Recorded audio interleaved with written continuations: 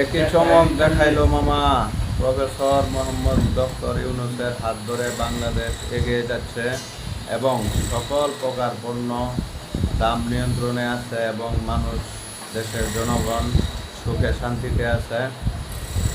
৭১-এর যুদ্ধ পরবর্তী যে ক্ষতি হয়েছে বাংলাদেশে, সে ক্ষতিপূরণ দিচ্ছে পাকিস্তান এবং যুদ্ধের দায়ে পাকিস্তান আমাদের কাছে নিঃশর্ত মুক্তি চাচ্ছে। এটাই হচ্ছে আমাদের পাওনা।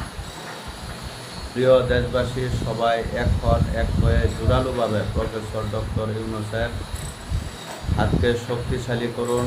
উনি যেন আমাদের দেশে আরও 10 বছর ক্ষমতায় থাকতে পারে। সবাই আওয়াজ তুলুন এবং প্রয়োজনে আরেকটি আন্দোলন গড়ে তুলুন, যাতে করে প্রফেসর ডক্টর মোহাম্মদ ইউনূস স্যারকে আমাদের দেশের ক্ষমতায় আরও 10 বছর রাখা যায়।